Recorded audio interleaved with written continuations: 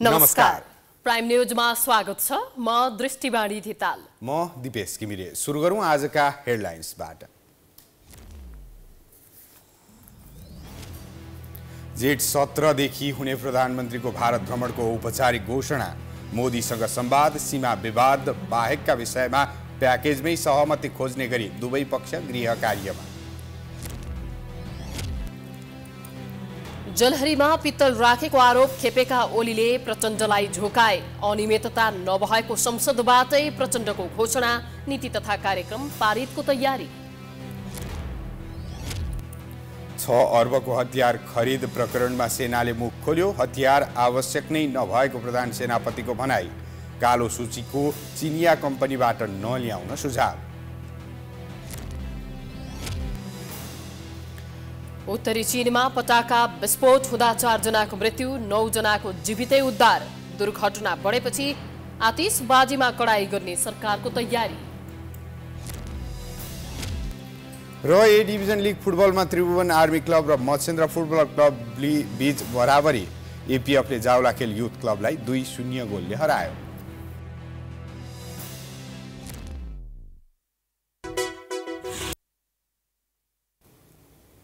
Prime news अब विस्तारमा। प्रधानमन्त्री पुष्पकमल दाहालले प्रतिनिधि सभामा सम्बोधन गर्दै पशुपतिनाथमा जलहरी राख्दा कुनै विवाद नभएको प्रतिक्रिया दिएका छन्। प्रमुख प्रतिपक्षी दलका नेता तथा नेकपा एमालेका अध्यक्ष केपी शर्मा ओलीलाई जोडेर विवादमा ल्याउनु उचित नभएको उनको भनाइ छ। पशुपतिमा जलहरी राख्ने लगायतका काम पशुपति विकास क्षेत्रले गरेकाले अरू कसैलाई विवादमा ल्याउन नहुने दाहालको भनाइ छ। जलहरीका विषयमा अख्तियारले छानबिन गरिरहेको जानकारी दिँदै उनले अख्तियार स्वतन्त्र र निष्पक्ष छानबिन गरिरहेको बताएका छन्। त्यसैगरी सरकारले यस विषयमा सहयोग गर्ने पनि प्रतिबद्धता व्यक्त गरे। सम्बन्धी विषयमा प्रमुख प्रतिपक्ष दलको नेतालाई जोडेर सम्मानित सदनमा विचार व्यक्त हुनु उचित होइन। यस्ता विषय संसदको रेकर्डबाट हटाउने प्रचलन पनि रहेकै छ। यसअघि आज बिहान प्रमुख 3 दलबीच पशुपतिमा राखिएको सुनको जलहरीका सम्बन्धमा सरकारका तर्फबाट सदनलाई प्रश्न पार्ने सहमति भएको थियो। सिंहदरबारमा प्रधानमन्त्री दाहाल, एमाले अध्यक्ष केपी शर्मा ओली, कांग्रेस सभापति शेरबहादुर देउवा लगायतका नेताहरूबीच भएको छलफलमा प्रधानमन्त्रीले संसदमा सम्बोधनका क्रममा पशुपतिमा राखिएको सुनको जलहरीका विषयमा प्रश्न पार्ने सहमति भएको थियो।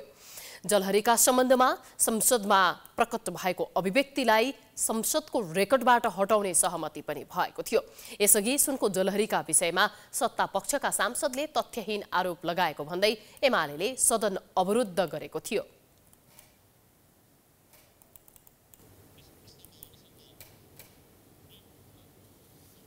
प्रहरी अनुसन्धानपछि सरकारी वकिलको कार्यालयले 5 कसुरमा मुद्दा दर्ता गरेपछि शरणार्थी प्रकरणमा पक्राउ परेका 17 जना प्रतिवादीहरूको जिल्ला अदालत काठमाडौँमा बयान भइरहेको छ।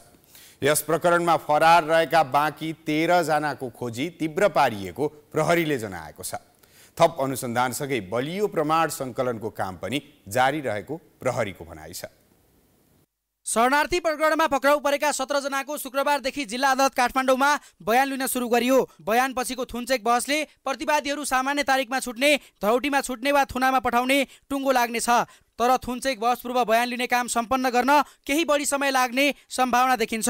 शुक्रबार बयानको पहिलो दिन न्यायाधीश प्रेम प्रसाद नेउपानेको इजलासमा सागर राई र केशव दुलालको बयान लिएको थियो।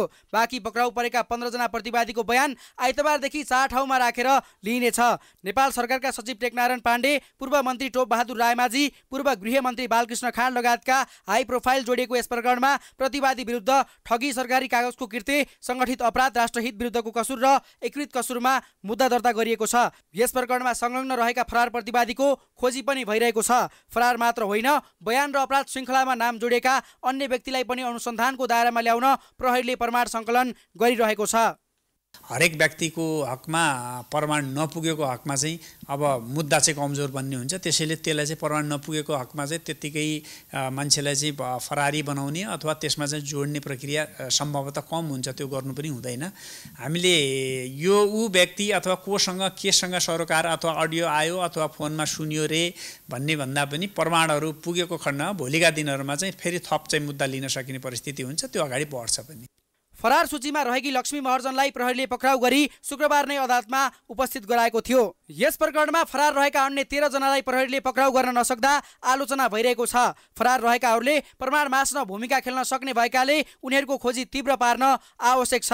साथै बयानका क्रममा आरोपीले नाम लिएका उप पनि प्रमाण खोज्न प्रहरीले कुनै कसुर बाँकी राख्न हुँदैन। अमेरिका पठाउने आश्वासन दिँदै एकै व्यक्तिबाट 40 लाखसम्म असुल गरी ठगी भएको यस प्रकरणमा 28,74,74,500 रुपैयाँ बिगो माग समेत गरिएको छ।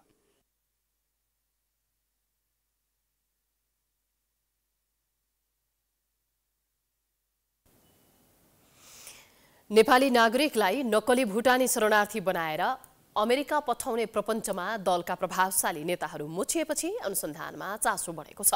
प्रहरीले छानबिन प्रतिवेदन अदालतमा पेश गरेको अवस्थामा थप अनुसन्धान प्रक्रिया प्रभावकारी हुनेमा सत्तारूढ दल नै विश्वस्त बन्न सकेका छैनन्।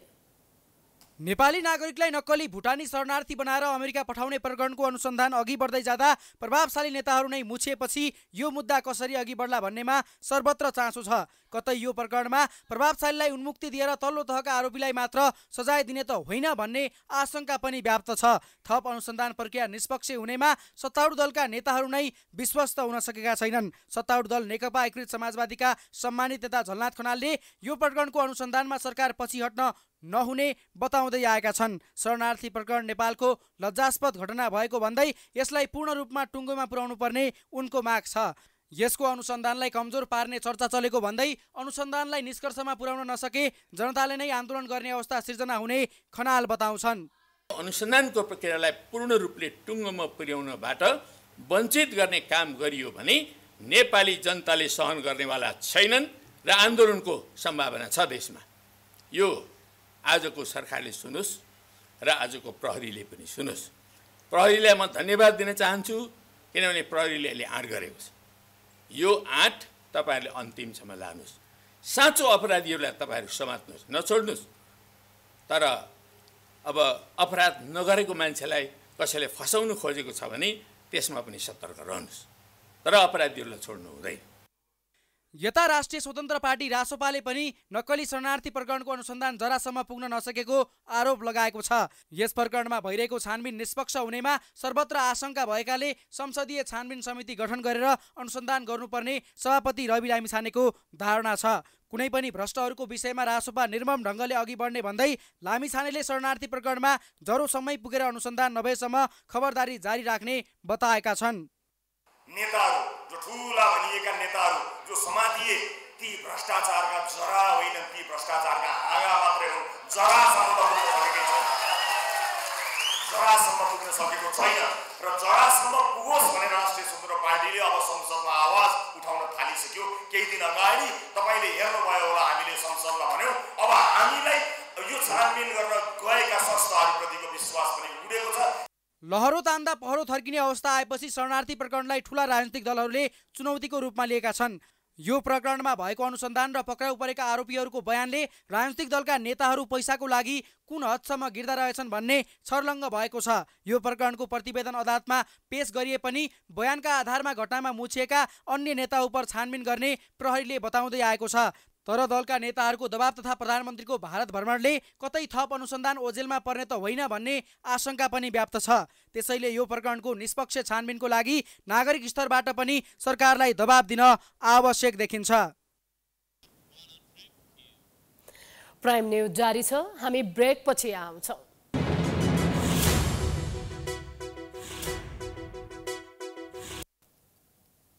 ब्रेक पछि स्वागत छ। अब बाँकी न्यूज। संघीय संसद अन्तर्गत प्रतिनिधि सभाको बैठक यति बेला जारी छ। बैठकमा आगामी आर्थिक वर्ष 2080-81 को नीति तथा कार्यक्रममाथि सांसदहरूले उठाएको प्रश्नको प्रधानमन्त्री पुष्पकमल दाहाल प्रचण्डले जवाफ दिइरहेका छन्। अब हामी यसतर्फ केन्द्रित हुन चाहन्छौँ। आय वृद्धि, मानव पुँजी निर्माण, आय असमानता र बहुआयामिक गरिबीको दरमा कमी, दिगो विकास र जलवायु उत्थानशीलता, संघीयताको सुदृढीकरण र सुशासनलाई प्राथमिकतामा राखिएको छ। प्रस्तुत नीति तथा कार्यक्रमले मूलतः राष्ट्रिय महत्त्वका तथा राष्ट्रका लागि दीर्घकालीन रूपमा प्रभावित पर्ने विषयलाई प्राथमिकताका साथ समेटिएको छ। विगतदेखि सञ्चालनमा रहेका बहुवर्षीय रूपान्तरणकारी र राष्ट्रिय प्राथमिकताका कार्यक्रमलाई निरन्तरता दिएको छ। तदनुसार बजेट तथा साधन स्रोत विनियोजन गरिने कुरामा म सबै मान्य सदस्यहरूलाई आश्वस्त तुल्याउन चाहन्छु। यस नीतिले मूल्य वृद्धि नियन्त्रण गरी मुद्रास्फीतिलाई वाञ्छित सीमाभित्र राख्ने र उपभोक्ताको हक हित संरक्षण गर्ने कुरालाई उच्च प्राथमिकतामा राखेको छ।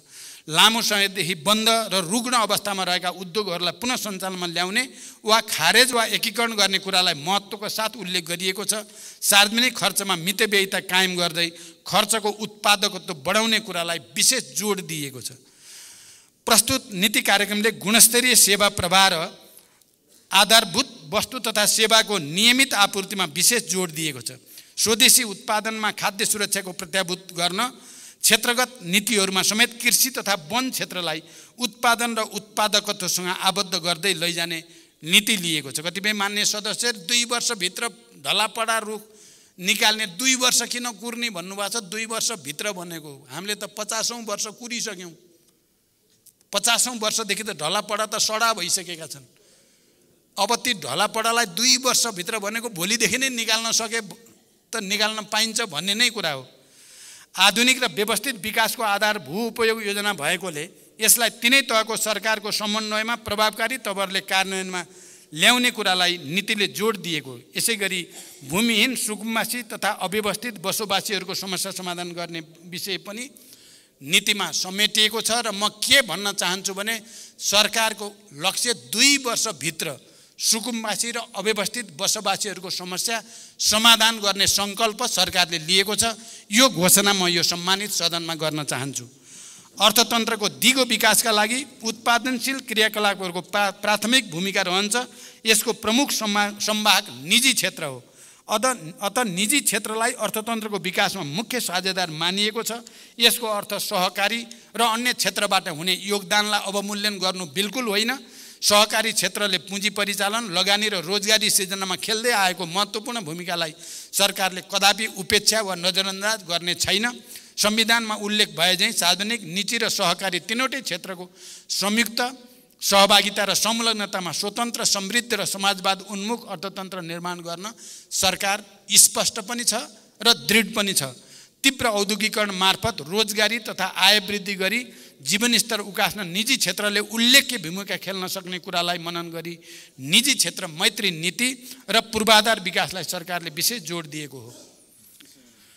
कृषि उत्पादनमा आत्मनिर्भरता हासिल गर्ने लक्ष्यका साथ नेपालमै उत्पादन हुन सक्ने कृषि उपजको उत्पादन र उत्पादकत्व वृद्धि र बजारीकरणलाई जोड दिएको छ। कृषकहरूलाई समयमै रासायनिक मल र उन्नत बिउ बिजन उपलब्ध गराउने तथा वर्षैभरि कृषियोग्य जमिनमा सिँचाइ सुविधा विस्तार गर्ने कुरालाई नीतिले समेटेको छ। साथै स्थानीय तहमा जैविक मल कारखाना स्थापना गर्न सरकारले प्रोत्साहन गर्ने नीति स्पष्ट रूपमा अगाडि सारेको छ। सरकारले उत्पादन र उत्पादकत्व वृद्धि गरी निर्यात प्रवर्धन मार्फत व्यापार घाटा कम गर्ने उद्देश्य लिएको छ। यस अन्तर्गत तुलनात्मक लाभ भएका वस्तुको पहिचान, प्रशोधन, उत्पादन वृद्धि, बजार विस्तार तथा आन्तरिक उपभोग बढाउने र प्राथमिकता प्राप्त क्षेत्रमा स्वदेशी तथा वैदेशिक लगानी आकर्षित गर्ने कुरालाई जोड दिएको छ। स्वदेशमा उत्पादित वस्तु 20% महँगो भए पनि खरिद गर्ने कुरालाई नीतिले स्पष्टका साथ उल्लेख गरेको छ। व्यापार घाटा घटाउन सरकारले भर्खरै नेपाल व्यापार एकीकृत रणनीति र व्यापार घाटा न्यूनीकरण कार्यक्रम कार्यान्वयनमा ल्याएको छ। व्यापार जन्य पूर्वाधारहरूको विकास र प्रक्रियागत सरलीकरण गरी व्यापार लागत घटाई नेपाली निर्यात जन्य वस्तुको प्रतिस्पर्धी क्षमता बढाउने तथा लघु, घरेलु र साना उद्योगका उत्पादनलाई बजारीकरणमा टेवा पुर्याउने कुरालाई पनि नीतिले जोड दिएको छ। सरकार र निजी क्षेत्रको बलियो साझेदारी विकास गरी उत्पादन र रोजगारीका अवसर विस्तार गर्ने विषय सरकारको उच्च प्राथमिकतामा रहेको छ। यसै मान्यतालाई आत्मसात गरेर नै निजी क्षेत्रबाट अघि बढाइएका मेक इन नेपाल र मेड इन नेपाल लगायतका कार्यक्रमलाई सहयोग गर्ने विषय नीतिले अङ्गीकार गरेको छ। उद्योग प्रशासनलाई सरल र प्रविधि मैत्री बनाउँदै प्रक्रियागत सुधार र लागत कटौती गर्ने विषयलाई प्राथमिकतामा राखिएको छ। निर्यात गर्ने उद्योगलाई प्रोत्साहन गर्न नगद अनुदान दिने विषयलाई निरन्तरता दिइएको छ। वैदेशिक लगानी प्रवर्धनको लागि आवश्यक नीतिगत, संस्थागत र प्रक्रियागत सुधार गर्ने कुरालाई उच्च प्राथमिकतामा राखिएको छ। सडक, सिँचाइ, खानेपानी, यातायात जस्ता पूर्वाधारहरू लगायत विकासका कार्यलाई समयमै सम्पन्न गर्न आवश्यक नीतिगत एवं कार्यप्रणालीमा सुधार गर्ने, स्रोतको अभाव हुन नदिने, आयोजनाको लागि जग्गा प्राप्त गर्ने प्रक्रियामा सरलीकरण गर्ने कुरालाई नीतिले विशेष रूपले समेटेको छ। राष्ट्रिय गौरव लगायतका सबै विकास आयोजनाहरू निर्धारित लागत, समय र गुणस्तरमा सम्पन्न गर्न आवश्यक प्रबन्ध मिलाइने कुरालाई विशेष जोड दिएको छ। सबै प्रकारका हिंसा, शोषण र भेदभावको अन्त्य गरी भयमुक्त, सुसंस्कृत र सभ्य समाजको निर्माण गर्ने कुरालाई नीतिले विशेष जोड दिएको छ। महिला, विपन्न, सीमान्तकृत, विभिन्न किसिमका अपाङ्गता भएका तथा यौनिक एवं लैङ्गिक अल्पसङ्ख्यकको हक हितको संरक्षण गर्दै विकासको प्रतिफलबाट सबैलाई लाभान्वित गराउने नीति लिएको छ। यहाँ मान्य सदस्यहरूले दलितको विषयमा कुरा उठाउनु भएको छ। यहाँ सामान्य मात्रै पर्यो। म के विश्वास दिलाउन चाहन्छु भने दलितको समस्या समाधानका सन्दर्भमा आगामी बजेटमा बडो प्रष्टसँग आउने कुरा म विश्वास दिलाउन चाहन्छु सबै मान्य सदस्यहरूलाई। गुणस्तरीय सर्वसुलभ स्वास्थ्य सेवामा सबैको पहुँच पुर्याउने कुरालाई विशेष प्राथमिकतामा राखिएको छ। यस क्रममा एलोपेथिक, आयुर्वेदिक, होमियोपेथी तथा प्राकृतिक चिकित्सा गरी सबै किसिमका चिकित्सा पद्धतिलाई विस्तार र प्रवर्धन गरिनेछ। सबै सामुदायिक अस्पतालमा आवश्यक स्वास्थ्य उपकरण र जनशक्ति व्यवस्था गर्ने कुरालाई जोड दिएको छ। मेडिकल शिक्षालाई देशभित्र विस्तार गर्ने र स्वास्थ्य संस्थाहरूको स्तरोन्नति गर्ने विषय नीतिको प्राथमिकतामा रहेको छ।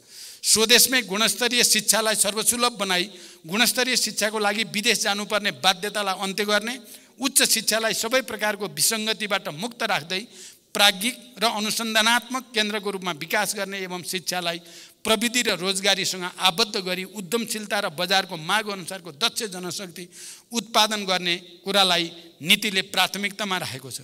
युवाहरूलाई उद्यमशील बनाई व्यवसायमा आकर्षित गर्न, स्टार्टअप उद्यमहरूलाई प्रोत्साहित गर्ने, श्रम आप्रवासन व्यवस्थित गर्ने, विदेशमा रहेका नेपालीहरूको सुरक्षा गर्ने तथा अप्ठ्यारोमा परेका नेपालीहरूलाई तुरन्त उद्धार गर्ने विषयलाई नीतिमा समेटिएको छ।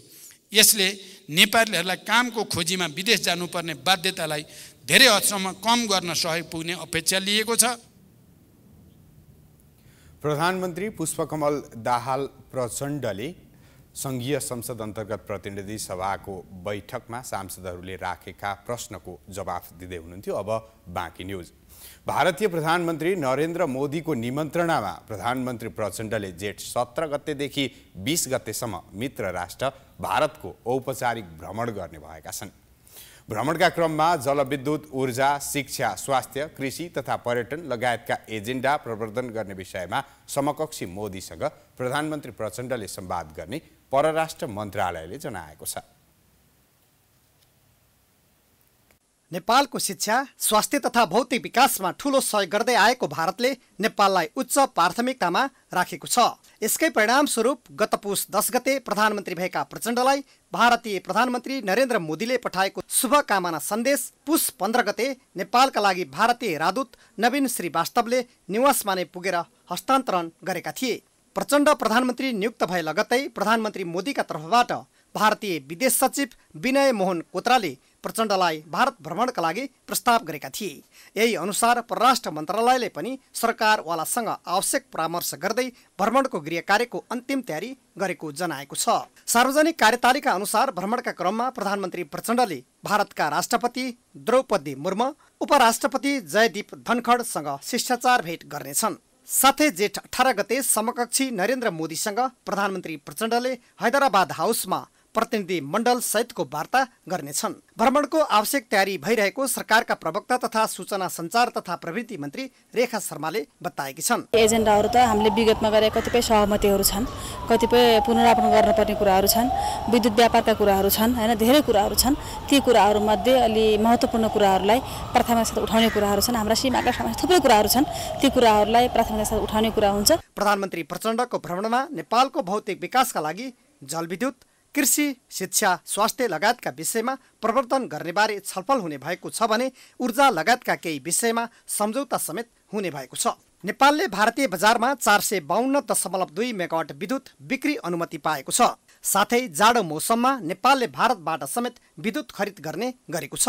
प्रधानमन्त्री प्रचण्डले भ्रमणका क्रममा समकक्षी मोदी समक्ष व्यापार घाटा कम गर्ने, वाणिज्य पारवहन तथा लगानीका विषयलाई प्राथमिकतामा राखेर वार्ता गर्ने तयारी भइरहेको छ। भारतले नेपालबाट आफ्नो राष्ट्रिय हित र सुरक्षामा आँच नआउने हिसाबले अगाडि बढ्नुपर्ने अपेक्षा गरेको कतिपयको बुझाइ छ। कांग्रेस नेता तथा पूर्व परराष्ट्र मन्त्री डाक्टर नारायण खड्काले दुवै देशको पारस्परिक हितमा जोड दिँदै विगतमा प्रतिबद्धता गरेका तर पूरा नभएका योजनालाई कार्यान्वयन गर्ने वातावरण बनाउन प्रधानमन्त्रीको भ्रमण फलदायी हुने बताएका छन्। विश्वास, परस्पर विश्वास, सद्भाव र आपसमा एकअर्कामा सम्मान गर्ने जुन कुराहरू छन्, यी कुराहरूलाई मजबुत पार्दै विगतमा गरिएका सम्झौताहरू अनि त्यति समझदारी पत्रहरू खास गरी विकास परियोजनामा कार्यान्वयन गर्ने कुरा हो। अब ठुलो महत्त्वाकांक्षा राखेर धेरै ठुलो यहाँ प्रेसमा बोलेर हुनेवाला केही छैन।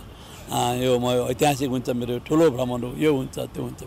मूल कुरा के भने अब बेसिक कुराहरू, आधारभूत कुराहरू जो जमेर बसेको छ, ती जमेर बसेको कुराहरूलाई सम्बोधन बडो सन्तुलित तरिकाले र हाम्रा आफ्नै खालका विशेषताहरू छन् दुवै देशहरूसँग, त्यसलाई हामीले ध्यानमा दिएर सम्बन्ध अगाडि बढाउने हो। भारतका लागि पूर्व नेपाली राजदूत डाक्टर लोकराज बरालले प्रधानमन्त्रीको भारत भ्रमणले दुई देशको हितका लागि महत्त्वपूर्ण भए पनि कुनै नयाँ कुरामा सम्झौता हुनेमा आशंका व्यक्त गरेका छन्। एउटा फर्मालिटी हुन्छ, जान्छन्, मूलभूत कुरामा केही परिवर्तन हुँदैन। उसको मूलभूत कुरा सुरक्षाको कुरा छ, बोर्डरको कुरा छ, अरू कुरा छ, त्यसमा कुनै तलमाथि हुँदैन। 1950 को सन्धिको कुरा छ, यसमा कुनै उसले सुन्नै चाहँदैन। अरू यस्तै क्रमले भने जस्तो ऊर्जाको कुरामा, अब कृषिमा भयो, नहरमा भयो, पानीमा भयो, यस्तो कुराहरूमा विकासको कुराहरूमा केही सहमति हुने, रेल ल्याउने कुरामा हैन, यस्ता कुरामा हुन सक्छ। अरू कुरामा चाहिँ मैले पत्याएको छ। भारतीय प्रधानमन्त्री नरेन्द्र मोदी 2079 साल जेठ 2 गते भगवान गौतम बुद्धको जन्मस्थान लुम्बिनी आउँदा तत्कालीन प्रधानमन्त्री देउवाको उपस्थितिमा शिक्षा र जलविद्युत सम्बन्धी सम्झौताहरू भएका थिए। सम्झौता अनुसार नेपाल विद्युत प्राधिकरण र भारतीय सतलज जलविद्युत लिमिटेड बीच अरुण 4 आयोजनाको विकास र कार्यान्वयनको लागि समझदारी पत्रमा हस्ताक्षर भएको थियो। भारतीय सांस्कृतिक सम्बन्ध परिषद ICCR र लुम्बिनी बौद्ध विश्वविद्यालय बीच दर्शन अध्ययनका लागि डाक्टर अम्बेडकर चेयर स्थापना गर्ने, ICCR र नेपाल एसियाली अध्ययन केन्द्र सिनास तथा त्रिभुवन विश्वविद्यालय ICCR बीच चेयर स्थापना गर्ने, काठमाडौँ विश्वविद्यालय र भारतको Indian institute of technology Madras IRTM बीच स्नातकोत्तर तहमा संयुक्त डिग्री सञ्चालन गर्ने लगायत सम्झौता भएका थिए। यसपटक पनि प्रधानमन्त्री प्रचण्ड र समकक्षी मोदीबीच नेपालको भौतिक विकास र समृद्धिसँग सम्बन्धित काठमाडौँ रक्सोल रेलमार्ग, विद्युत व्यापार लगायत ऊर्जा सम्बन्धी सम्झौतामा हस्ताक्षर हुने सम्भावना रहेको छ। साथै नेपालको वित्तीय सङ्कट कम गर्न भारतले गर्दै आएको आर्थिक सहयोग वृद्धिका लागि प्रधानमन्त्री प्रचण्डले पहल गर्ने परराष्ट्र मन्त्रालयले जनाएको छ। भारतले नेपालको आर्थिक, सांस्कृतिक तथा सामाजिक विषयलाई जोड दिँदै द्विपक्षीय सम्बन्ध अगाडि बढाउन र ताजा जनादेश प्राप्त प्रचण्ड सरकारसँग यस क्षेत्रमा मिलेर काम गर्न चाहेको देखिन्छ। भ्रमणको एजेन्डा तय गर्न प्रधानमन्त्री तथा मन्त्री परिषदको कार्यालय, अर्थ, ऊर्जा, भौतिक पूर्वाधार, पर्यटन लगायत मन्त्रालयको परामर्शमा भ्रमणको एजेन्डा तय भएको परराष्ट्र मन्त्रालयले जनाएको छ। नेपाली कांग्रेसका सभापति तथा पूर्व प्रधानमन्त्री शेरबहादुर देउवाले लोकतन्त्रको रक्षाका लागि पत्रकारिताको भूमिका महत्त्वपूर्ण रहेको बताएका छन्। नेपाल प्रेस युनियनको 32औं स्थापना दिवसको अवसरमा आयोजित समारोहलाई सम्बोधन गर्दै देउवाले लोकतन्त्रको विकल्प लोकतन्त्र बाहेक अरू तन्त्र नहुने उल्लेख गरे। देउवाले लोकतन्त्रमा सञ्चार माध्यमको आलोचना सधैँ चाहने बताउँदै कांग्रेसले त्यसको सदैव स्वागत गर्ने बताए।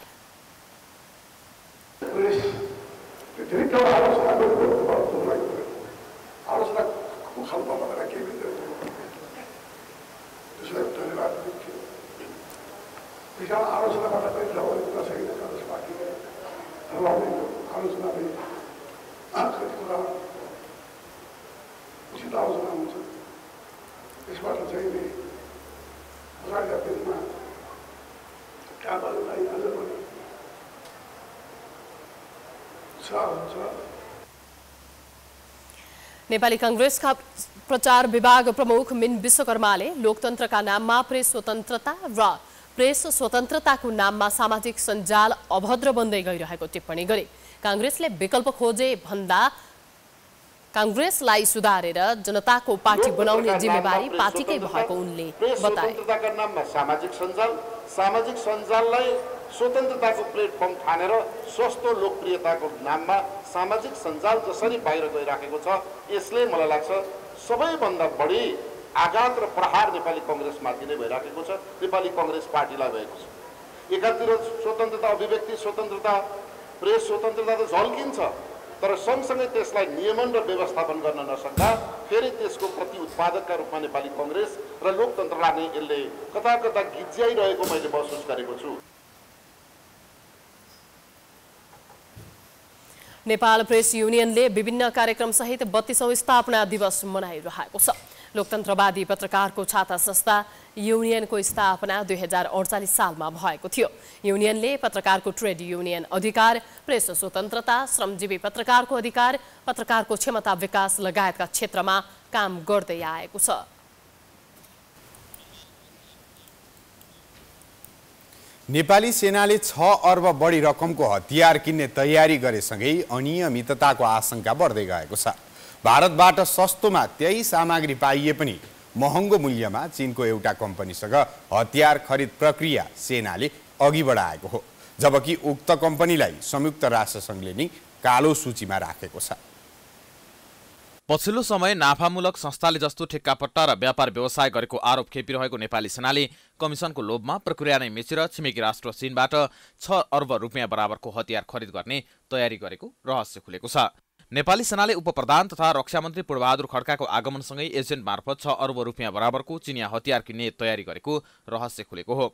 त्यति मात्र होइन, सेनाले बिना प्रतिस्पर्धा गोप्य रूपमा सिधै चिनिया दूतावासलाई पत्र पठाएर चीनबाट 26वटा एपिसी र 72वटा ट्याक्टिकल भेहिकल खरिद गर्न लागेको हो, जसमा 4 करोड पनि नपर्ने एपिसीको मूल्य 7 करोड 75 लाख राखिएको छ। हतियार तथा भेहिकल खरिदका लागि नेपाली सेनाका केही उच्च अधिकारी लागेकोले यसमा ठूलो आर्थिक चलखेलको आशंका सिर्जना भएको छ। त्यसो त यसअघि भूराजनीतिक सन्तुलन राख्ने भन्दै नेपाली सेनाले भारतीय कम्पनी महेन्द्रको 4वटा एपिसी 3 करोड 98 लाखमा लिएको थियो। तर उस्तै प्रकृतिको एपिसी किन्दा भारतबाट भन्दा चीनबाट बढी कमिसन आउने भएकोले चीनबाट किन्न लागि बुझिएको छ। त्यसो त प्रधान सेनापति प्रभुराम शर्माले यो विषयमा सत्यता नभएको दाबी गरेका छन्। उनले संगठनलाई चाहिने आवश्यक हात हतियार पर्याप्त मौजदात रहेकाले अहिले हात हतियार किन्नुपर्ने आवश्यकता नै नरहेको दाबी गरेका छन्। त्यसो त उनले युएन मिसनका लागि हतियार नभएर विभिन्न भेहिकलका पार्ट्स आवश्यकताका आधारमा सम्बन्धित देश वा नजिकको बजारबाट सुलभ मूल्यमा खरिद गरिनु स्वाभाविक भएको पनि बताउँदै स्वीकारको संकेत गरेका छन्। On the auspicious occasion of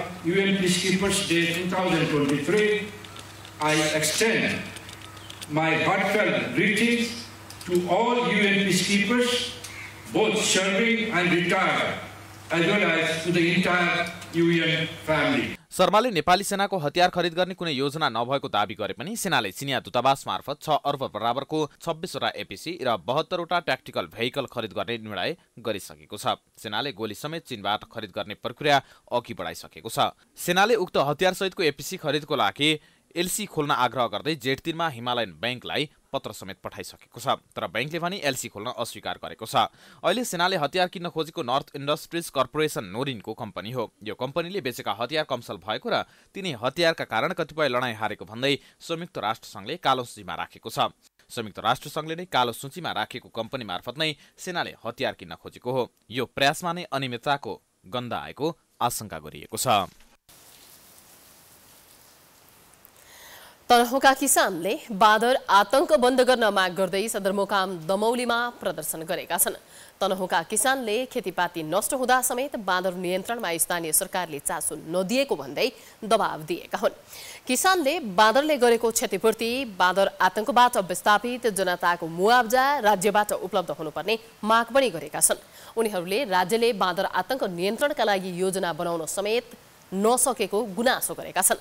प्राकृतिक पर्यावरण संरक्षण मञ्च तनहुँको आयोजनामा भएको कार्यक्रममा मञ्चका संयोजक सुदर्शन प्रधानले किसानले बाँदर पाल्ने कि आफ्ना छोराछोरी पाल्ने भन्ने चिन्ता रहेको भन्दै बाँदरको व्यवस्थापन राज्यले गर्नुपर्ने माग गरे। तर किसानको मूल्य किन बढ्दैन? अनि किसानले दुःख नपाए कसरी दुःख पाउँछ? कसले दुःख पाउँछ? यहाँ सबैको तलब भत्ता बढ्दै जान्छ, तर किसानको जस्ताको जस्तै जहाँको त्यही छ। यसरी किसानको जीवन दुःख पीडा हुनुमा राज्यको ध्यान गएर हो। वास्तवमा किसानले उत्पादन गरेको अन्न तरकारी फलफुल माछा मासु सबैको राज्यले रेट राखिदिनुपर्छ, निर्धारण गर्नुपर्छ, तर त्यस्तो कुरा कहिल्यै भएन। विरोध कार्यक्रममा सहभागी किसानले जिल्लाभर बाँदर आतंक बढिरहेको भन्दै किसानको समस्या बुझ्न स्थानीय सरकारलाई आग्रह गरेका छन्। किसानले बाँदरले नष्ट गर्ने बालीको समेत कृषि बीमा गर्नुपर्ने माग गरेका छन्। कृषि बीमा गर्दाखेरि धान उत्पादन भएन, त्यसको नस्ल सुधार भएर मकैको घोगा लागेन भने क्षतिपूर्ति माग गरिन्छ भने हामीले लगाएको मकै बाली अथवा अन्य बालीहरू यदि बाँदरले नष्ट गर्छ भने त्यसको पनि क्षतिपूर्ति बीमा कम्पनीले दिनुपर्छ। उसको अनाडीमा घाउ लगाएर ती मान्छे कति महिनासम्म अस्पताल भर्नु पर्यो, यो विषयमा हामी जनताहरू सब जाग्ने छ। तनहुँ जिल्लाको सम्पूर्ण बाँदरलाई व्यवस्थित गर्न नेपाल सरकारले एउटा राष्ट्रिय निकुञ्ज खडा गरोस् र यो सम्पूर्ण मानव किसान जातिलाई दुःख दिने वन्य जन्तुलाई एउटा संरक्षण क्षेत्रमा लगेर थुनिएर व्यवस्थित रूपमा पालियोस्। प्राकृतिक पर्यावरण मञ्चको तथ्याङ्क अनुसार तनहुँमा मात्रै 60,000 भन्दा बढी बाँदर छन्।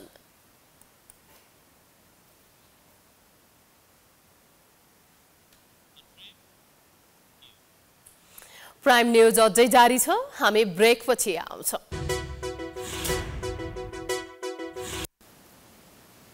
ब्रेकपछि स्वागत छ। अब बाँकी न्यूज।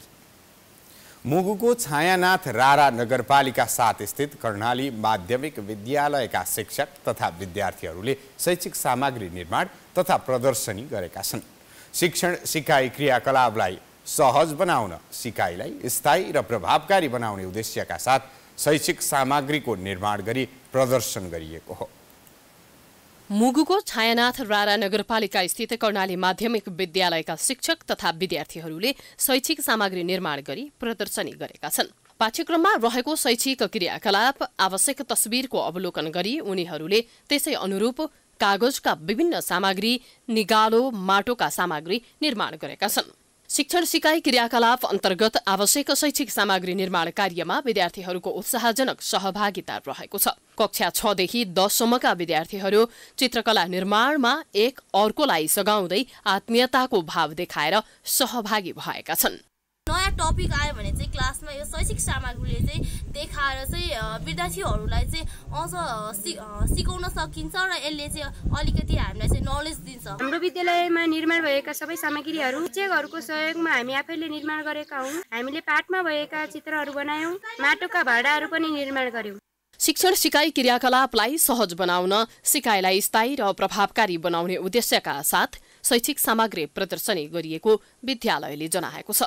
सामग्री निर्माणले विद्यार्थीहरूको रचनात्मक क्षमता बढ्नुका साथै विद्यार्थीहरूमा सिकाइ दिगो र अर्थपूर्ण रहने विद्यालयको भनाइ छ। पाठ्यक्रम र पाठ्यपुस्तकको उद्देश्य अनुसार पुरा पढाइ मात्र नभएर सैद्धान्तिक नभएर त्यहाँ चाहिँ शैक्षिक सामग्री निर्माण गरेर प्रयोग गरेर पढाउने भन्ने पनि हुन्छ। त्यो भएको हुनाले त्यसले गर्दाखेरि शैक्षिक सामग्रीको निर्माण प्रयोगले विद्यार्थीको चाहिँ पढाइलाई चाहिँ रुचिपूर्ण, अर्थपूर्ण, दिगो, व्यवहारिक र प्रभावकारी भएको हुनाले चाहिँ हामीले यो विद्यार्थी शिक्षकहरू सम्पूर्ण हामी चाहिँ मिलेर स्थानीय शैक्षिक सामग्री चाहिँ हामीले चाहिँ निर्माण गरेका हौं। विद्यालयले विद्यार्थीहरूलाई किताबी ज्ञान बाहेक अन्य क्रियाकलाप तथा प्राविधिक ज्ञान समेत सिकाएको प्रति अभिभावक पनि खुसी भएका छन्। तलदेखि माथिसम्म सब क्लियर भइराखेको छ। अब पहिलाको विद्यार्थी चाहिँ कोरी पाल्टोमा गएर बस्थे, कहाँ जान्थे। अब अहिले क्लास कोठाभन्दा बाहिर आउन दिनु हुँदैन। विद्यालयहरूमा पाठ्यपुस्तकको अध्ययन मात्र नभई विद्यार्थीहरूको शिक्षण सिकाइलाई सहज बनाई प्रभावकारी बनाउन अन्य विद्यालयले पनि प्राविधिक ज्ञान दिन आवश्यक रहेको अभिभावकको भनाइ छ। शैक्षिक सहित अन्य ज्ञान हासिल गरे विद्यार्थीहरूको सिपमा विकास हुने र रोजगारीको अवसर पाउने देखिन्छ। प्राइम एसडी का लागि मुगुबाट राजेश्वर मल्लको रिपोर्ट। अब बिजनेस न्यूज।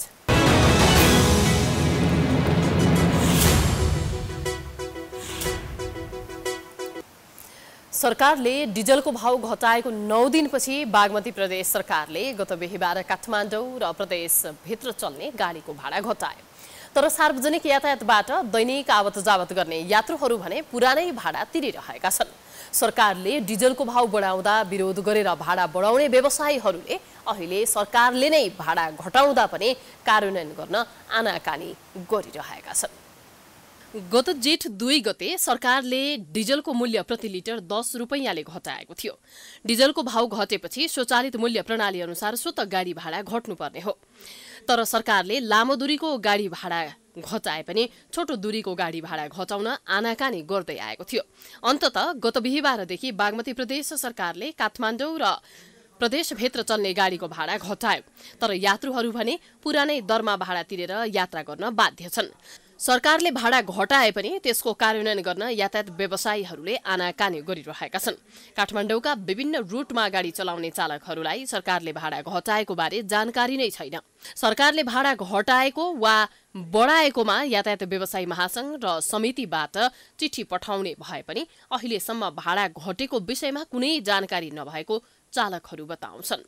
हामीलाई त त्यो अब समितिबाट विवरण भएपछि मात्र अब हामीलाई थाहा हुन्छ होइन। अब अहिले अब तेलको भाउ 10 रुपियाँ घटेछ भनेर यो खासमा भाडा घटेको होला। खासमा चाहिँ हाम्रो त्यो माथिबाट नै त्यो चाहिँ भाडा त्यो होइन घटेको भनेर त्यो लिसै आउँछ। त्यो लिस आएपछि चाहिँ हामीले त्यो भाडा चाहिँ घटाउन मिल्छ कि अहिले तत्काल चाहिँ हामीले त्यो चाहिँ भाडा घटाउन मिल्दैन। काठमाडौँ उपत्यकाभित्रको न्यूनतम भाडा अहिले 1 रुपैयाँले घटेको छ। पहिले 5 किलोमिटरसम्मको गाडी भाडा 20 रुपैयाँ रहेकोमा अब 19 रुपैयाँ कायम भएको छ। सरकारले भाडाको विषयमा स्वचालित मूल्य प्रणाली लागू गरेको छ। 2 पटक गरेर डिजलको मूल्य प्रति लिटर 20 रुपैयाँले घट्दा यात्रुहरू पहिलाकै महँगो भाडा तिरेर यात्रा गर्न बाध्य छन्। सरकारले अब घटाउनु पर्ने हो, पब्लिकलाई मार्ग परिरहेको छ। बढ्दाखेरि चाहिँ स्याट्टै बढाउँछ उनीहरूले। भाडा बढ्यो भनेर गाडीवालाहरूले नै के अरे भाडा बढाउँछ, डिजल पेट्रोल बढ्यो भनेर। अब यो के अरे जब घटिसकेपछि त्यहाँ फ्युलको पैसा घटिसकेपछि रेट घटिसकेपछि अटोमेटिक घटाउनु पर्ने सिस्टम हुनुपर्ने के। गाडीहरूमा पनि हामी पहिलेको जति नै तिर्थ्यौँ त्यति नै तिरिरहेछौँ। अहिले पनि अब घटाउनु हुन्न। अनि यो डिजेलको मूल्य पनि घटिरहेको छ। अब सरकारले पनि तोकिसकेपछि घटाउनु पर्ने हो नि त। तै पनि अब गाडीहरूमा चाहिँ व्यवसायीहरूले घटाउनु हुन्न। त्यस्तै सरकारले भाडा समायोजन गर्दा पनि ध्यान नदिई समायोजन गरेको पाइन्छ। सरकारले भाडा घटाएर 20 रुपैयाँबाट 19 रुपैयाँ कायम गरे पनि चान्चुने पैसा नहुँदा फिर्ता दिन गाह्रो हुने चालकहरूको गुनासो छ। त्यस्तै प्रदेश सरकारको कमी कमजोरीकै कारण भाडा दर कायम नभएको बताउँदै आएका यातायात व्यवसायीहरू अहिले सरकारले भाडा घटाएर पठाउँदा समेत मौन छन्। प्रदेशले के भन्छ भने यस्ता कुराहरूमा चासो पनि नराखिकन बसिरहेछ। यो दुर्भाग्य। अब यहाँ मैले फेरि संहिता विरोधी भन्न सक्लान्, तर प्रदेशले आफै इनिसिएसन लिनुपर्ने, सातवटै प्रदेशले। सरकारले बागमती प्रदेशमा भाडा घटाए पनि अन्य प्रदेशमा भने भाडा समायोजन गरेको छैन। हाल 10 किलोमिटरसम्मको गाडी भाडा 27 रुपैयाँबाट 25 रुपैयाँ कायम भएको छ। 15 किलोमिटरसम्मको 32 रुपैयाँबाट 30 रुपैयाँ, 20 किलोमिटरसम्मको 35 रुपैयाँबाट 33 रुपैयाँ तथा 20 किलोमिटर भन्दा माथिको 40 रुपैयाँबाट 38 रुपैयाँ कायम भएको छ। सार्वजनिक गाडीले रुट अनुसारको भाडा दर सबै यात्रुले देख्ने गरी टाँच्नुपर्ने, टिकट काउन्टरमा पनि सूचना जारी गर्नुपर्ने व्यवस्था छ। तर धेरै जसो सार्वजनिक गाडीले भाडा दरको सूची टाँच्ने गरेका छैनन्। अब इन्टरनेशनल न्यूज।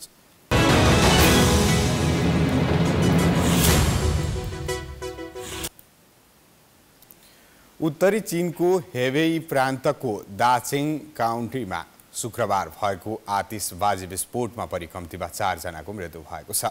यो समय जाङटुङ प्रहरी चौकीका अधिकारीहरूले अवैध रूपमा व्यापार भएको शंकास्पद आतिशबाजीको नमुना संकलन गरेर परीक्षण गरिरहेका थिए।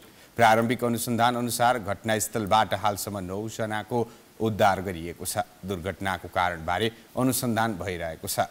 साथै पछिल्लो समय चीनका विभिन्न प्रान्तमा आतिशबाजीको क्रममा दुर्घटनाका घटना बढ्न थालेपछि यसमा कडाई गर्न सरकारले निर्देशन नै दिएको छ।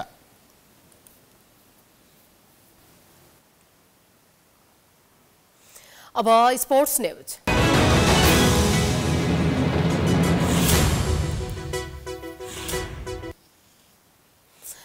राजधानीमा जारी शहीद स्मारक ए डिभिजन लिग फुटबलमा त्रिभुवन आर्मी क्लब र मछिन्द्र फुटबल क्लबले बराबरी खेलेका छन्। शनिबार ललितपुर स्थित च्यासल मैदानमा आर्मी र मछिन्द्रले 1-1 गोलको बराबरी खेल्दै अङ्क बाँडेका हुन्। खेलको 17औं मिनेटमा दिनेश हेम्जनले गोल गर्दै आर्मीलाई सुरुवाती अग्रता दिलाएका थिए, तर खेलको 60औं मिनेटमा आर्मीका योद्ध शाहीले आत्मघाती गोल गरेपछि मछिन्द्र हारबाट जोगिएको हो। बराबरीसँगै आर्मीले 22 खेलमा 30 अङ्क जोडेको छ। मछिन्द्र 22 खेलमा 36 अङ्क जोडेर दोस्रो स्थानमा रहेको छ। त्यस्तै शनिबार त्रिपुरेश्वर स्थित दशरथ रङ्गशालामा भएको खेलमा एफिएफले जावलाखेल युथ क्लबलाई 2-0 गोल अन्तरले पराजित गरेको छ। खेलको 23औं मिनेटमा अरमान्ड बिडोमले गोल गर्दै एफिएफलाई सुरुवाती अग्रता दिलाएका थिए। पहिलो हाफको इन्जुरी समयमा आवास लामिछानेले गोल गर्दै एपीएफलाई 2-0 को जित दिलाए। जितसँगै एपीएफले 22 खेलमा 29 अङ्क जोडेको छ। जावलाखेल 22 खेलमा 34 अङ्क जोड्न सफल रहेको छ।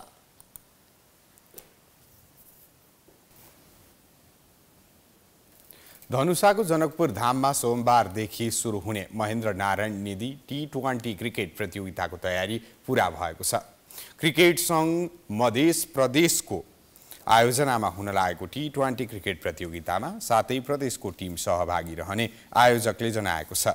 आयोजकले जनकपुर धाममा पत्रकार सम्मेलनको आयोजना गर्दै तयारी पूरा भएको जनाएको छ। प्रतियोगितामा मध्य प्रदेश सहित 7 प्रदेशका टिमको सहभागिता हुने र प्रतियोगिता जेठ 26 गतेसम्म सञ्चालन हुनेछ। प्रतियोगितामा प्रथम हुनेलाई 3 लाख र दोस्रो हुनेलाई 2 लाख रुपियाँ पुरस्कार रहेको आयोजकले जनाएको छ। प्रतियोगिता सञ्चालनका लागि 70 लाख खर्च हुने अनुमान गरिएको छ। प्रतियोगिता सञ्चालनका लागि मधेस सरकारले 40 लाख रुपियाँ दिने भएको छ। प्रतियोगिता जनकपुर धाम स्थित निर्माणाधीन राम जानकी बहुउद्देश्यीय क्रिकेट रङ्गशालामा सञ्चालन हुने आयोजकले जनाएको छ।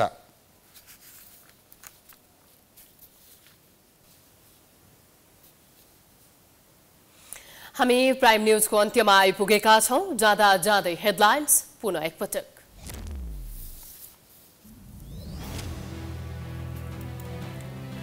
जेठ 17 गतेदेखि हुने प्रधानमन्त्रीको भारत भ्रमणको औपचारिक घोषणा। मोदीसँग संवाद।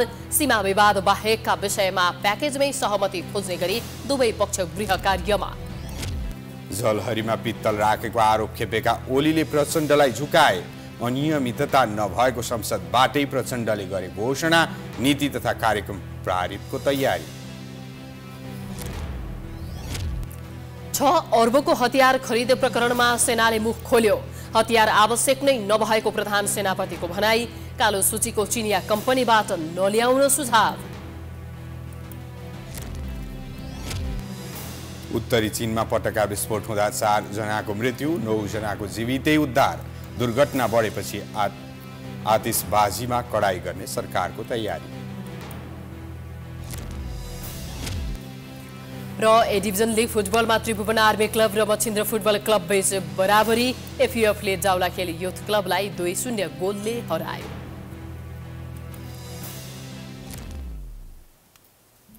प्राइम न्यूज अहिलेलाई सकियो। यसपछिको प्रस्तुति जनता जान्न चाहन्छन् ऋषि धमलाको साथमा। हेर्दै गर्नुहोला प्राइम टेलिभिजन। नमस्कार।